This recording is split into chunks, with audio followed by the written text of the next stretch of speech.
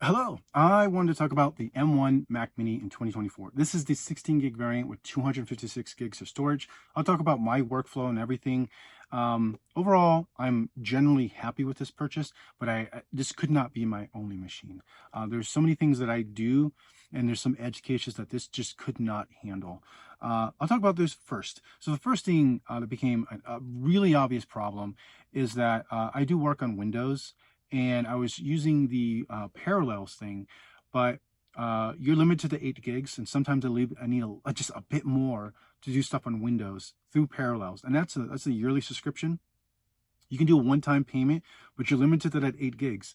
You have to pay quite a bit more, and there's no one-time fee for their higher tier Parallels version. So while this has 16 gigs, I can't use more than 8 for Windows work.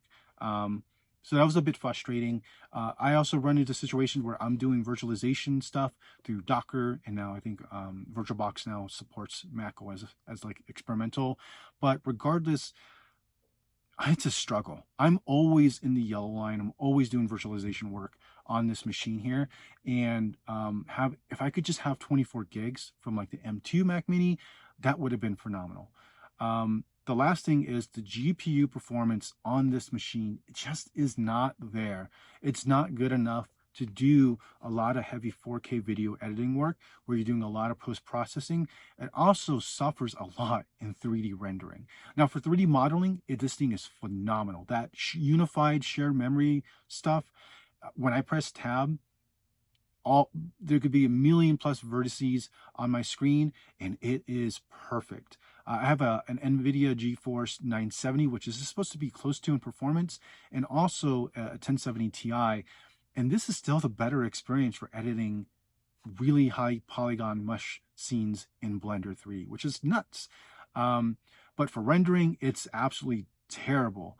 It's not really the CPU, it's using the metal renderer, but even then, it's just not that great compared to a dedicated graphics card. I don't know what it is or why, but it's much slower than even the 970 that I have back there. Okay, so with that said, I'm going to talk about a couple accessories and then how I manage storage, because obviously you don't want to be paying for more than what you need, and RAM is always going to be more important than storage because you can offload storage to an external drive. So the first accessory I want to talk about is the most obvious one. If you have two monitors, you will need a USB-C to HDMI. You can get these really cheap for like less than $20, but I opted for a version that has USB-Cs. These are 10 gigabit rated ones, which would, the next point is the storage. So this is I think like 30 bucks now, $30, $40. It's from Sabrent, and you put up like a PCI Gen 3 on here for like 70 bucks. You get a terabyte's worth of that. So in total, you spend probably like $100 on an external drive.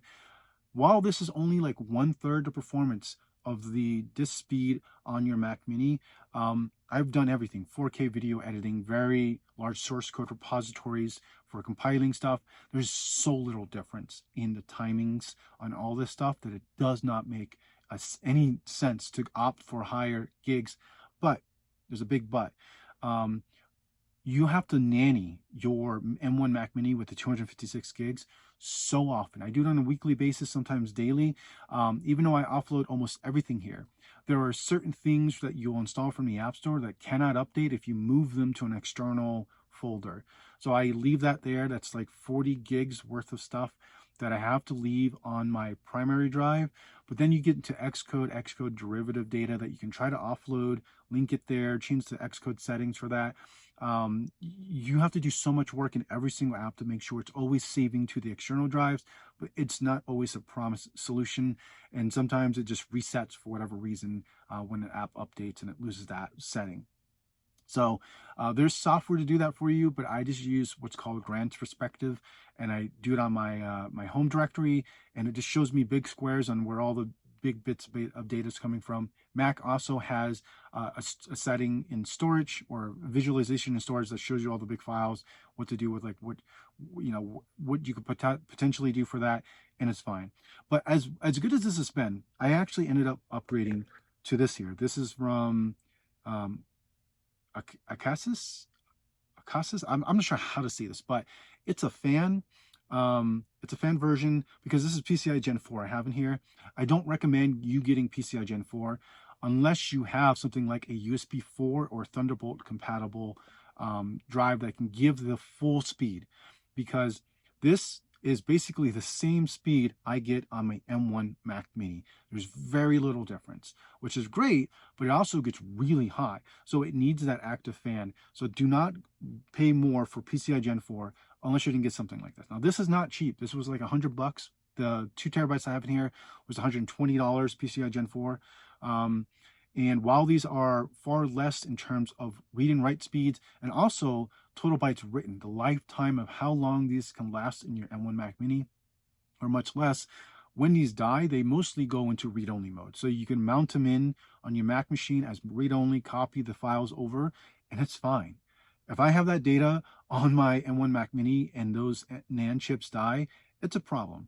Now, the life expectancy of my internal thing from looking at the command line stuff for everything, it's still at like 99%. I will have another 50 years of reading and writing on the internal M1 Mac Mini, way beyond its lifetime, that I don't really care too much if it dies, but it's always the what if. It doesn't mean it will always last that long. It could just be in a snap of a moment. And that's what I had happen on one of these. I had to buy a second one, NVMe drive, because it did die. And all I did was mount it as read-only mode, copied into another NVMe stick, and it was fine. I was up and running again. If it happens on my M1 Mac Mini, it's just a chance I can't take because I have no way to get to that data. The last thing is I do drawing. I do drawing sometimes on a pen display. Sometimes I want the pen display up as a third monitor. So rather than having to like unplug one of my second monitors, I can do a third monitor with something like this. This is from Pluggables. It is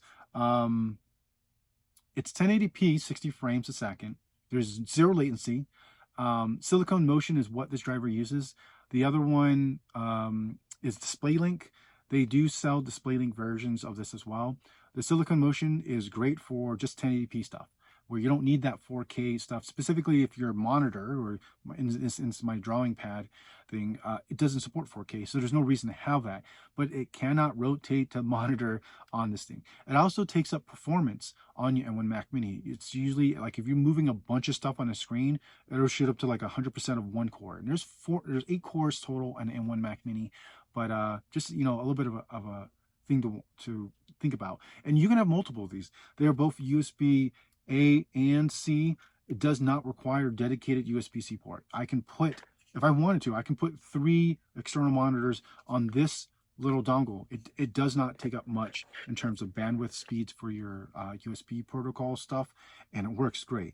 So beyond that, everything else, it's been great for 95% of all the stuff that I do, but I needed a more beefier machine. And so to give you some context, I've spent on this M1 Mac Mini with financing $1,200.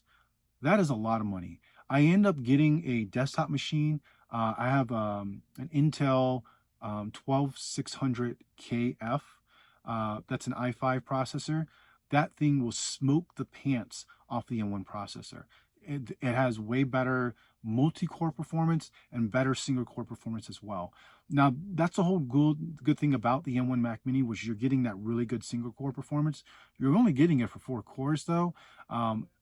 To have that available on an Intel chip is great. I also have 32 gigs on my desktop machine with now a 1070 Ti, which has 8 gigs of that, which, I do more and more with AI stuff. The M1 Mac Mini, while it can load more like through the Llama app and stuff like that into the like 12 gig limits, it's still so much more slower than just running on a dedicated graphics card. Even the 970 had better AI performance than my M1 Mac Mini. The other thing has to do with the storage. Obviously, when you have a desktop machine, a PC specifically, you can put as much storage as you want. You don't have to worry about it. So I have a PCI Gen 4, 2 terabytes in that as well. And I don't have to worry about everything that I'm scared about with the M1 for if it ever, maybe the controller dies or the NAND chip dies.